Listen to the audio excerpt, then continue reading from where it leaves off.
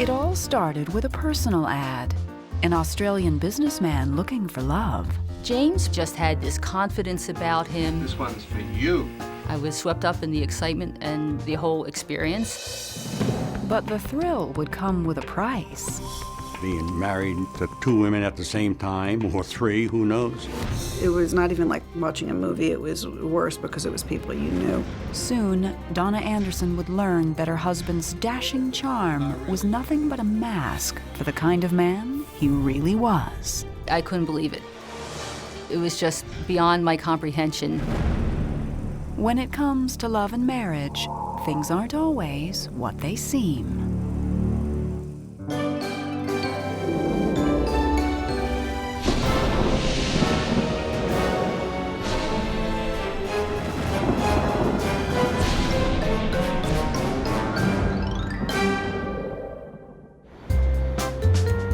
When you're single and looking for love in Atlantic City, sometimes finding Mr. Right can seem nearly impossible. Donna Anderson knows this truth all too well. At the age of 26, I started my business, Donna Anderson Copywriting. So I was pretty much totally focused on making sure that my business was a success. So any social activity was definitely a lower priority. By the summer of 1996, Donna found herself still single. With her 40th birthday rapidly approaching, she tried her hand at internet dating. Before long, an intriguing ad caught her eye. Late 40s, Sean Connery lookalike. Ex-Green Beret, but I baby talk to my dog. The ad was placed by a local widower, a transplanted Australian named James Montgomery. Before long, the two set up a time and place to meet. He talked about how he had been a scriptwriter in Hollywood, and he had several businesses that he was in the process of starting. One of them was an electronic theme park for adults, and he wanted to start another television channel here in Atlantic City. So that was kind of exciting. I think James talked a really good game. I think he thought he was pretty impressive. The whole package sounded like amazing. I had never met anyone like it. Wow. Donna was hooked, and the romance was off and running. He showered me with a lot of attention. He was always sending me emails, sending poetry, cards. This is the love of my life. Good morning. Their relationship was clearly on a fast track. James moved at a dizzying speed. 4 days after their first date, he proposed.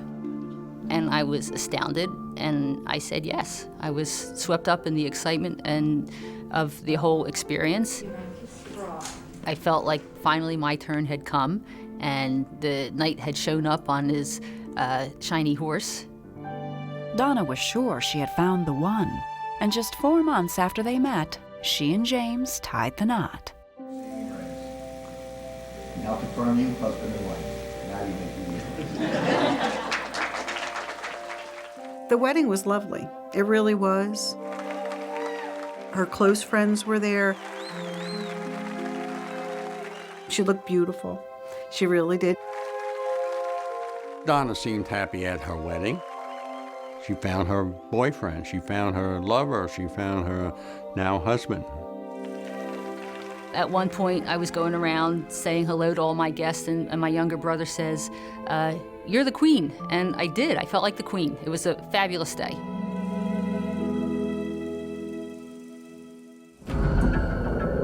But Donna's happily ever after wouldn't last very long. And what happened next played out just like a scene in a bad movie. I never expected that my life would deteriorate to the point that I would be in this position. This was not at all what I agreed to. 2 years into the marriage, money was so tight for the couple that Donna decided to pawn some of her jewelry. James had been keeping her rings under lock and key.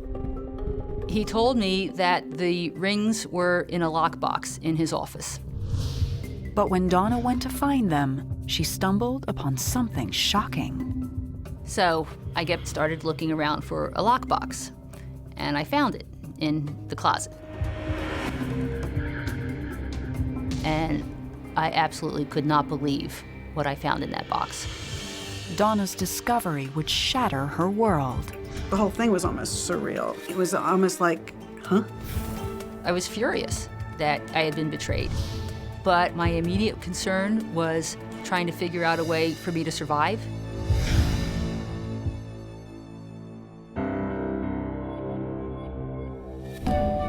It was the fall of 1996, and after a whirlwind romance and storybook wedding, Donna Anderson and James Montgomery had all the hopes of a bright future. James presented himself as someone who would absolutely accomplish everything that he set out to do. He just had this confidence about him. He was certain that everything he was pursuing would be fulfilled. James had several business deals pending, but none had come to fruition, so money was tight. Supporting the couple fell to Donna. Donna was supporting James because when he moved out of his apartment, he doesn't have to pay rent. He's freeloading on Donna. I didn't like it. Donna not only paid the rent, but she paid for her entrepreneur husband's business trips as well. James traveled a lot for business. He was going to trade show events to find people to get involved with the theme park. He was going to events related to the television network. He had to make these connections, so it seemed to me that it was reasonable for me to be paying for these trips. Donna was content to support her man from the sidelines. Then, James presented her with a business proposition. He showed me one of his proposals for the businesses, and then he says, you know, by the way, Donna, you really should invest in this. These businesses are going to be successful. They're going to make a lot of money. Donna is conservative. She took business seriously. She had to really, truly believe in something before she would invest in it. So I asked him, well, what would I have to do? And he said, well, $5,000 will get you several points of ownership. And so it seemed to me to be a good idea. I felt like he was looking out for me. Then, just a few days later, James had another investment opportunity for Donna. James learned that slot machines were going to be legalized on the ocean piers in Atlantic City. So he wanted to go buy this option on Central Pier so that anybody who wanted to put slot machines on the piers would have to deal with us. But this time, the price tag was heftier. $20,000. I didn't have $20,000. So he says to me, well, how much do you have? And I said, probably $10,000. And he says, okay, well, that'll be fine. I'll get the rest of the money. So I gave him the $10,000. It was another leap of faith. But Donna was hopeful. James conveyed the impression that it would be impossible for anything to fail or to go wrong. But James was a little too optimistic. None of his business ventures ever seemed to pan out. He told Donna he was having trouble closing the deals. So she was left financially drained and questioning her marriage. My first year of marriage was very confusing because, on the one hand, James continued to proclaim how much he loved me. On the other hand, we were broke. And I was making good money, and as fast as I made it, he spent it. And he didn't seem to have any concept of financial responsibility. Then, in January of 1998, Donna made an unpleasant discovery that took her mind off any financial troubles. James was away on a business trip, and I needed a phone number. So I went to his desk. What Donna found stopped her dead in her tracks. And I open up one drawer, and I find a stack of Polaroid photographs. And they're photographs of naked women. And I was like, what is this? And I was angry. This man is my husband. Why does he have pictures of naked women? A few days later, when James returned home, Donna was waiting to confront him. I said, what are these pictures? And he says to me that they're pictures from his past. He just keeps them for old time's sake. I was pretty upset by this. The easiest thing for me to do was believe him, so that's what I chose to do. Donna might have accepted her husband's story, but her troubles were just beginning. I had no idea he was that deceitful and cheating on me to that level. I thought maybe he might have girlfriends on the side, but I didn't know he had other wives.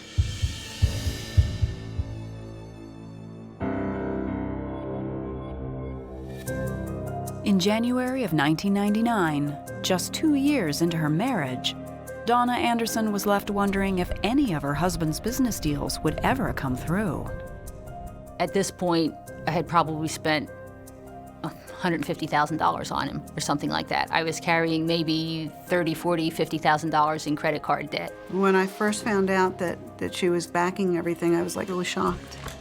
I was traumatized, but I felt trapped. I felt like I had chosen this path and I had to see it through. I asked myself, what kind of wife leaves her husband because the business plans aren't working out? Donna was committed to seeing it through, but by February 9th, 1999, the couple's financial situation was so dire that Donna had a tough time making ends meet. Seemingly determined to persevere, James set off on yet another business trip, so Donna drove him to the airport that day. As we were driving, I asked him where were some of my rings, because I had some rings that were missing. I mean, I was actually considering taking them to a pawn shop to try and get some cash so I could buy groceries. And he told me that the rings were in a lockbox in his office. Donna went back home, anxious to retrieve her rings. So I open up his desk drawer and I find the key and I open the box and I absolutely could not believe what I found in that box.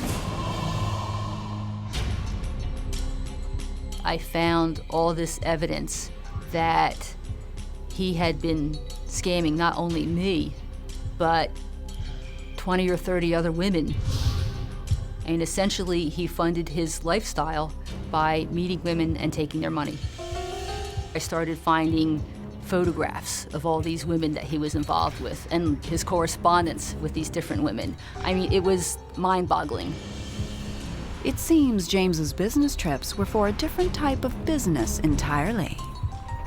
What really angered me was that I realized that he's taking all these flights, going to these places to see all these women that he's involved with, and I'm the one buying the tickets. It was not even like watching a movie. It was worse because it was people you knew. But as Donna continued to dig through James's safe, it had one final secret to reveal, and it was a doozy. I found photographs of him with an infant. I found Christmas cards from the mother and James that had yet to be sent out. James was the proud papa of a bouncing baby girl, conceived and born while James was married to Donna. I found a birth certificate, and the birth certificate showed that James was the father of a child that had been born almost a year earlier. During his marriage to Donna, James had managed to string along possibly as many as half a dozen women at the same time, all of them thinking they were his one and only. I had no idea that he was that deceitful and cheating on me to that level. But actually, one of my first reactions was, now I can leave.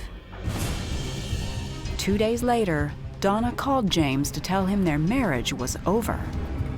So he says, please come back. I love you. You know that I love you. And I said, no, it's over. We're done.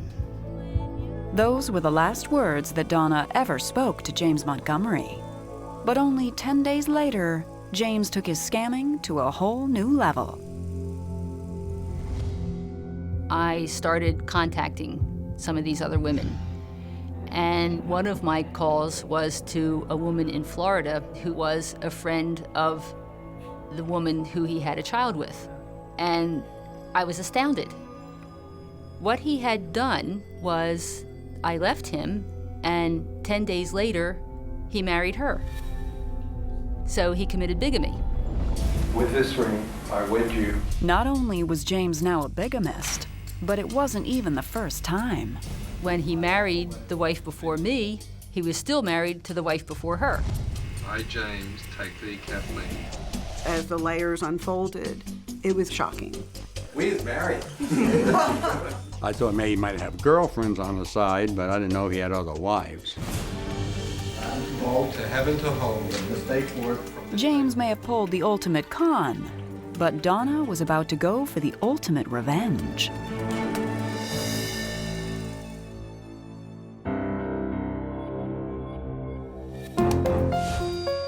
After 2.5 years of marriage to James Montgomery, Donna Anderson now had proof that James was a con man and a bigamist with possibly a half-dozen other women on the side. Somehow he had gotten away with it all this time. I, James, take thee, Kathleen. Come to find out, James had a secret voicemail account. So he was getting all these messages from all these different people going to this special phone number and not telling me anything that was going on. But how did a smart businesswoman like Donna get conned? She wanted to believe the guy. I understand he's quite intelligent, but when you're looking for somebody, you kind of overlook some things. I was very hard on myself. I was like, how could you be so stupid? How could you be so gullible? And the reason is because of that psychological manipulation that goes on. This is the love of my life.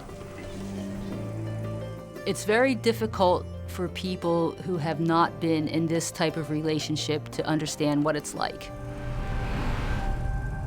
This one's for you.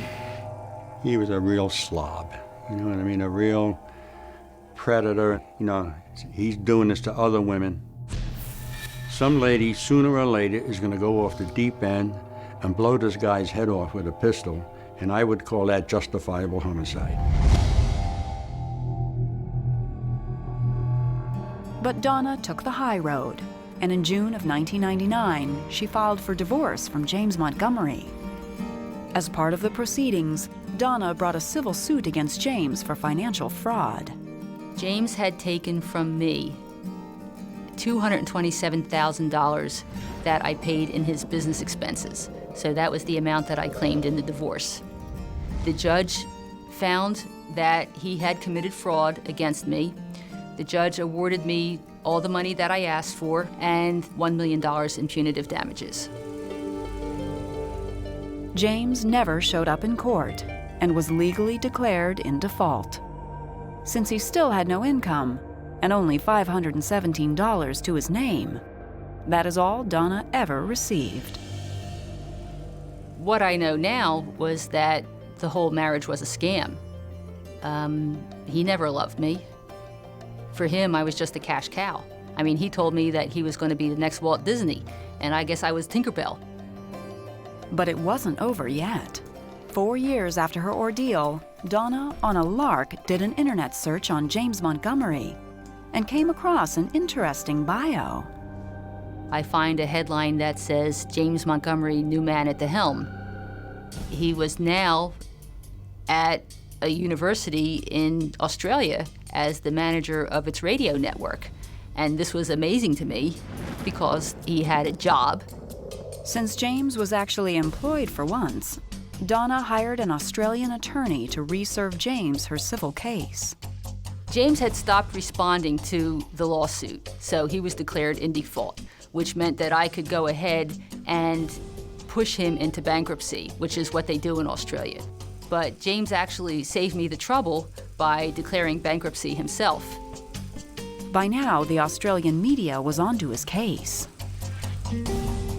When Donna tipped off a group that investigates military imposters that James had been falsely posing as a war hero, he became the subject of newspaper articles and lost his job at the radio station as a result.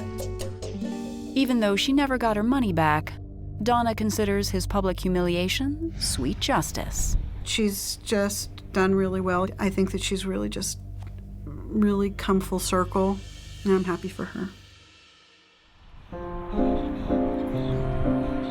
It took Donna several years to get over her ordeal. But today, Donna has accepted the past and moved on. 5 years after her divorce from James, Donna was ready to say yes to marriage once again. I can honestly say that I didn't know what love was until I became involved with Terry. I realize now that I was never really in love with James. I was in love with the idea of being married. Though she's happy today, Donna will never forget the hard road she traveled. And in her book and website, Love Fraud, she has words of advice for others. People want to think that there's good in everyone. Unfortunately, it isn't true. You know, there are people out there who are rotten to the core. They are living among us. They have no heart, no conscience, no remorse.